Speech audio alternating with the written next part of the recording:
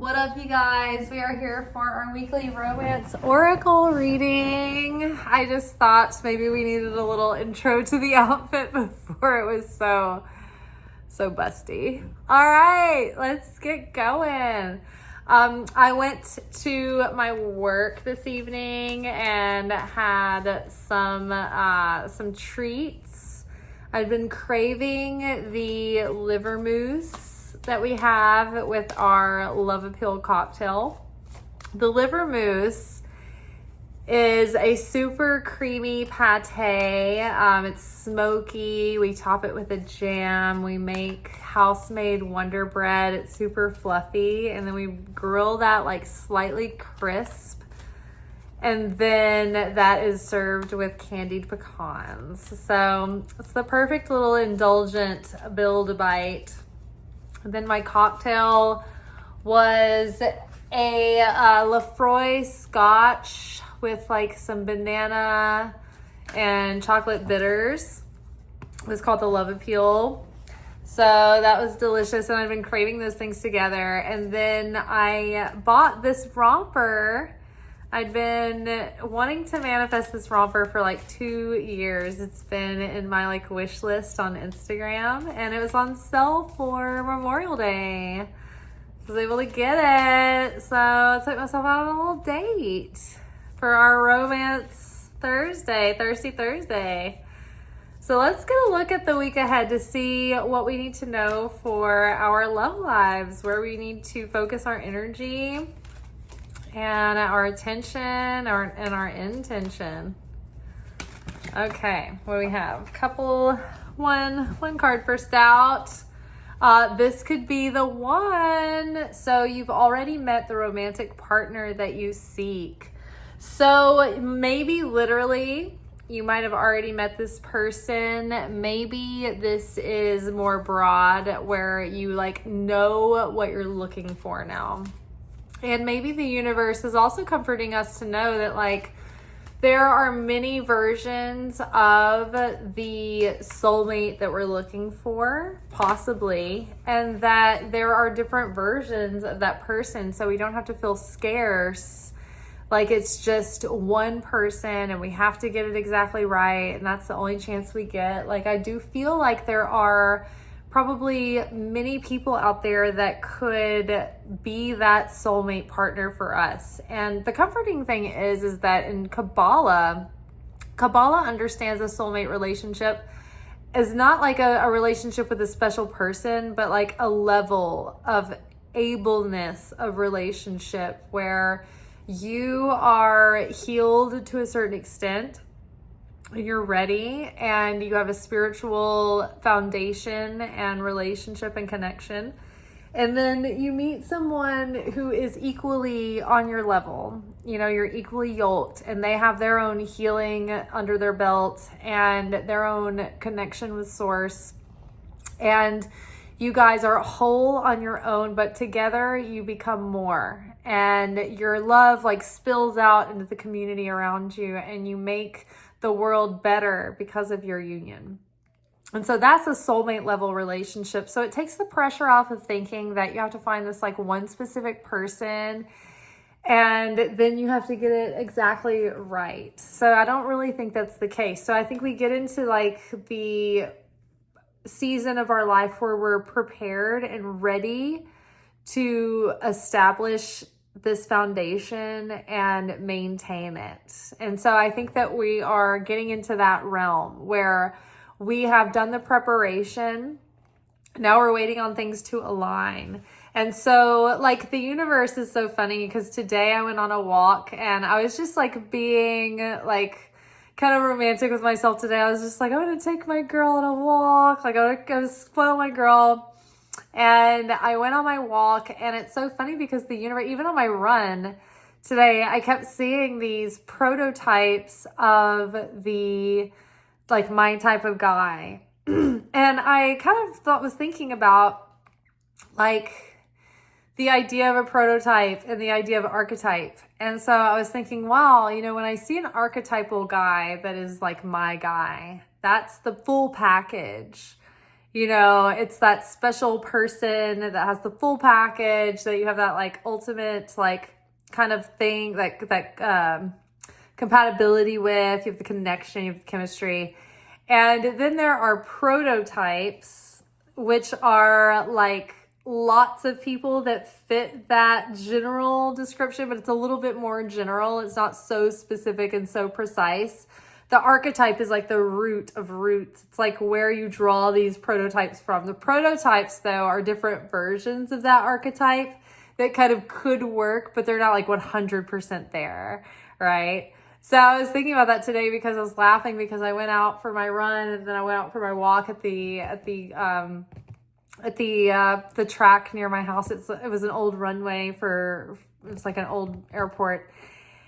And there were like every dude on earth, is like every shape, size, type of guy. But then there was like my prototype of dude I kept seeing, but he like wasn't quite right. I was like, this isn't the archetype, but it is. There's lots of prototypes around today. So I felt that was like a positive sign. So that like the universe is winking at us like, you are surrounded by options and opportunity and possibility. And the one is quite possibly drawing nearer and nearer. And so I think seeing your prototypes and your archetypes everywhere, I think is a good sign and synchronicity. Because remember last week we had a lot of like cards pointing to watching for the synchronicities. So I think that like seeing your prototypes and archetypes everywhere is like synchronicity for letting you know that you're drawing your person closer. Ooh, playfulness. Okay, so to recapture romance, allow your inner youthful spirit to have fun and shine. That's exactly what I did today, you guys. I got my dress on, I went to work, and well, my work is a restaurant, so that's where other people go to party. But like I went to the bar, I had my drink, I had my appetizer, I had my dessert, and then I ordered a dessert for all the servers in the past. Everybody was like so excited about my dress. They were so excited about the dessert. Like it was awesome. Somebody brought cookies and they saved me a cookie. It was so much fun. So like just recapture that inner spirit. And like this is really the first time this year where I have felt that playfulness, like going into Gemini season. Like usually it captures me in Aries season and I am just like turned on and it is my season. But this year has been difficult and heavy and we all know why. But like lately, like especially after this new moon in Gemini, this is the first time this year where I've felt giddy and bubbly and like kind of excited and feeling like there's possibility and opportunity. So that playfulness, it really recaptures your romance and it makes you attractive to other people. All right, let's get another card. Very soon. Oh my goodness. It's like these cards have all been coming out together for weeks. Clearly decide what you want so that it comes to you now. We did just have our new moon on Monday. And so we're in the waxing phase right now of the moon where the moon is gathering light. That means that the manifestation energy is building and gathering. That tension is gathering. So this is a great time to do like one of those manifestation love lists. And that's been on my things to do list for a minute now. And I need to sit down and do that tomorrow. But I need to sit down and write out, and it doesn't matter if you've done this before. It's really good to like keep it fresh, you know, really get into the exercise again because it's your involvement in the exercise that generates the magnetism.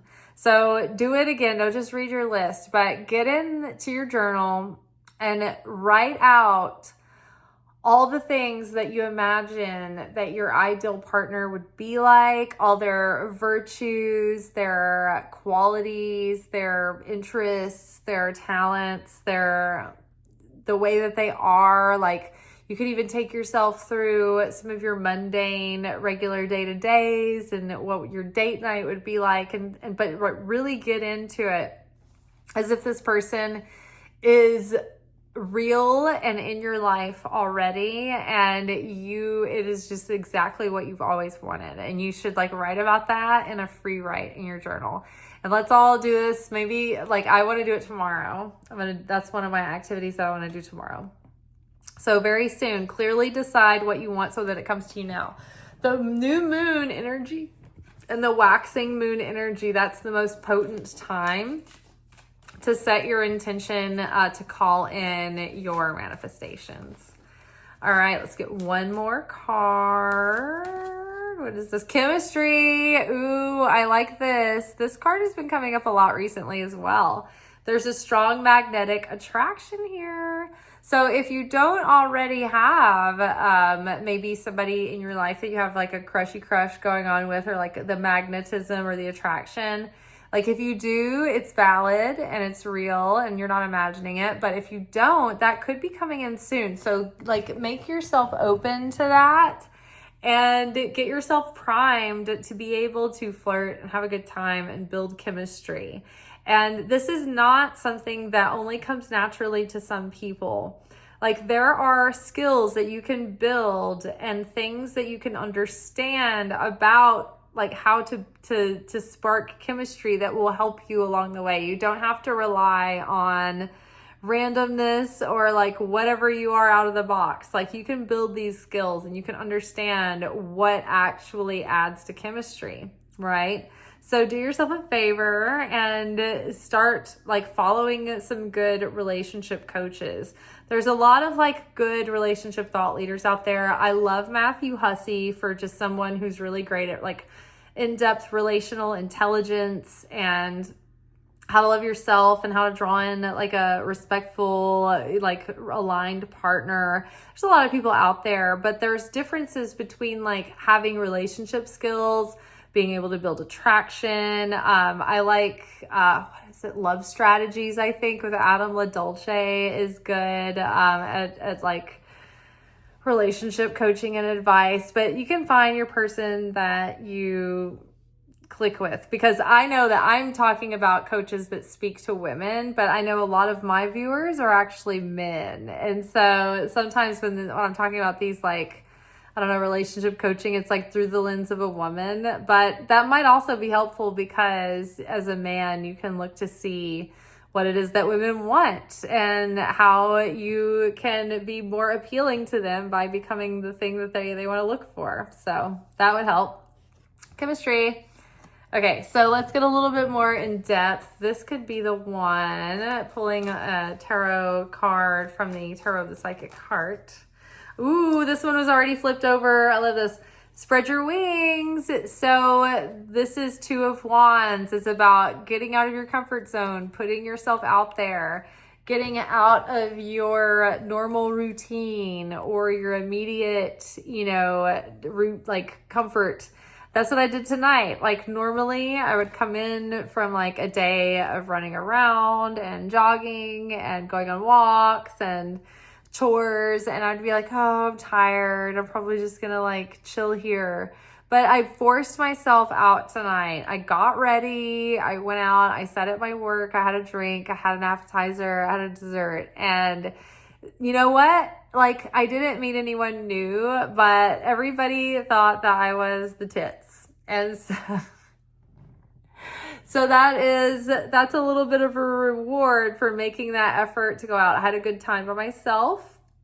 I enjoyed my book I was reading. I enjoyed what I ate and what I drank. And I enjoyed seeing the people that I knew. And so there was more energy generated by going out and looking like hot and having a good time rather than just staying in. So whereas we've been in a routine of like doing that deep inner work and self-care and learning to be on our own and satisfied being on our own, now there is rhythm. And now we have to get out of that shell, out of that hermitage, and get out and put ourselves out there again. All right, playfulness. Let's see. Ooh, what is that? Ooh, clarity of belief, Ace of Swords. So I think just like shaking off the pressure, shaking off the heaviness, shaking off the seriousness, just having a good time and being playful will give you so much more clarity because there's going to be less emotional weight hanging over everything. If you can just get out and like have a good time meeting people, knowing what you're ultimately looking for, and like casually having fun and just like asking those kind of difficult questions early on, that allows you the clarity that you need in order to decide whether or not you're going to want to chemically and emotionally bond with this person. Like, for instance, if you're out having a great like first or second, third date where, you know, it's like you're really deeply connecting and everything is just like going off and like fireworks and everything, and you are a person who is like definitely looking for a serious relationship and you're ready for that stage in your life, then this is where we usually make the mistake or do the right thing. And this is the thing. When we are having so much fun and we're really into somebody, a lot of times we have a tendency to not want to rock the boat. And so we don't want to find out answers that we're not going to like, we're not going to want to ask questions that we're not going to like the answers to. And so we avoid those tough questions for too long. And it's like, then we get into this weird area of when we ask them. So for example, if you're a person like who's looking for a serious relationship and you're ready to meet someone who's potentially ready to meet the one, then, okay, say you're on example A, you're on a date with somebody that's going really well and you have your first date and you're just like, oh my gosh, this is really somebody that I had a good time with. I felt really natural with, like we're really connecting. You're on a second date and you're just like shutting the place down kind of thing. Everything's going well. And you're like, wow, I really like this person. Like I could see us having like either like a really hot fling, or it could really go somewhere, or it could like all burn in flames. That is the point where before it's serious, you should put it out there. Hey, like I am looking to meet guys who are potentially ready to meet like the one, like their wife. Like if that happens, they're okay with it and they're ready. And I think that gives the pressure off of them thinking that it's about you and them. But more generally speaking, like I'm looking to meet people who are ready for that phase in their life. Like it's going really well, really hitting it off. I don't want to get any deeper if like you're not really ready for that phase and I am, and I don't want to waste 3 years in one of those relationships where we love each other so much. But like where it comes to men and women, like women, when they're kind of like ready when they meet the right person. Like women can be ready more malleably, I think, and it's like when they meet the right man, then that makes them ultimately ready. But for men, I think it's different. Men can pass up on the right woman if they're not in that phase in their life where they're ready. If the timing is wrong for them, they'll walk away from the right woman and they'll be like, well, somebody else will come along, or they'll work out for, whatever. They're very like detached that way.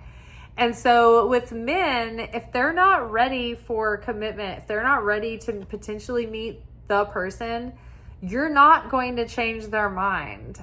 They have to go through a series of checkpoints before they're going to be ready in their mind to do that.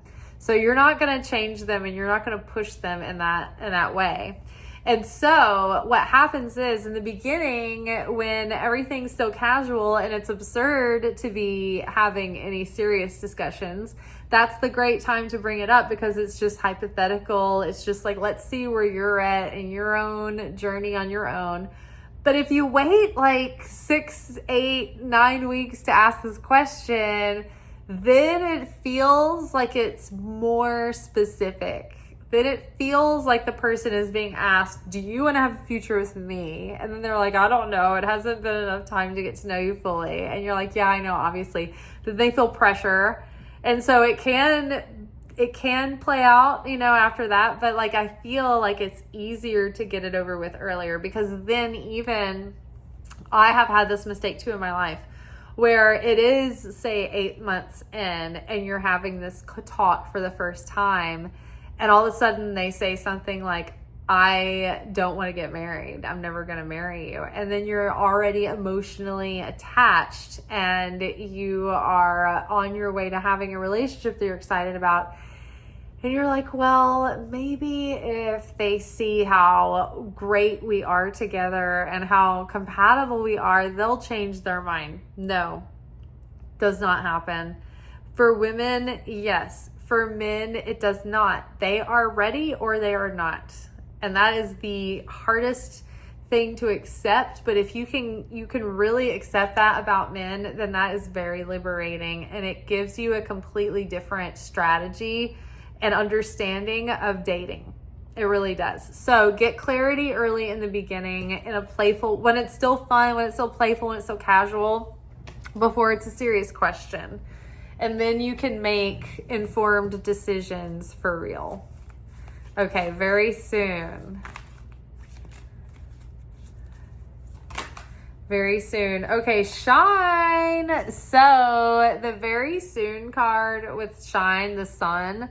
The sun is like the confirmation card. It's like the capital YES. Yes. It says that what is happening, what is coming into fruition is something that is real and could be long lasting. So I see this and I say, okay, something is going to play out very soon. And so in the meantime, what is going to make that very soon happen is being your full self. Don't hold back. Don't hide. Don't play games. Don't pretend like you're this person if you're not. Like, if you want something serious, like, put it out there in a playful way, like we were talking about. Like, you know, I'm ready to potentially meet, you know, the one, and, you know, I'm not really looking for, you know, blah, blah, blah. Like, when it's still casual, put it out there then. Like, let your real self show. Because the person that wants you needs to see who you are. And the person who doesn't want that, it's never going to work even if you're like pretending the most perfectly. Like, you're not going to change their mind anyway. So be who you really are. Be upfront. Be truthful. Have a good time. Be joyous about it. And just be light. Like, no strings attached kind of thing. Just like be open. Like this is what I want. I'm not projecting it on you. But this is ultimately what I'm looking for from a man, not necessarily you. Or if you're a man, a woman, whatever. Whoever your persuasion is, right? It could be anything. Okay, feeling alone. So chemistry and feeling alone. So 5 of Pentacles is like definitely like in this deck, which is a relationship deck, it's like feeling a little bit lonely and separated and kind of just like a little bit despondent and distant from people and like longing for intimacy. So be careful to not mistake your yearning and your loneliness and your readiness for something real. Don't let that give you false chemistry with people. Like, sometimes, you know, it's like, it's just like when you go to the store hungry and you're like, oh, I'm starving. And you're like, oh, that looks good. Ooh, I want to go and get one of those hot dogs that's been sweating for 2 hours on the rotisserie, you know, because you're like starving. You're like, that looks good. So don't fall for someone who's not right for you because you're like shopping hungry, right? Be able to fill your love tank so that you're not feeling desperate and scarce, because scarcity and desperation will kill chemistry. And what it'll do is it'll build false chemistry with someone who you don't really want to have chemistry with, who you're not really compatible with. So making sure that your love tank is full, that you're not feeling alone, that you're not feeling lonely or desperate. Come from a whole place. Come from a place of wholeness when you are connecting with others. Otherwise, if you're coming from a place of scarcity or lack or feeling desperate or feeling like you're reaching for something because you need someone, then you're going to attract a red flag. a red flag on the spectrum of like benign to malignant. So just be aware of that. All right, y'all. I think it's a good week ahead. I think we're getting clarity about what we want. I think we're taking advantage of that new moon waxing energy, doing our journal exercise. And I think that love might be nearer than we might expect. All right, y'all. Until next time, ciao. Tomorrow is our weekend reflection message. So we'll see you then.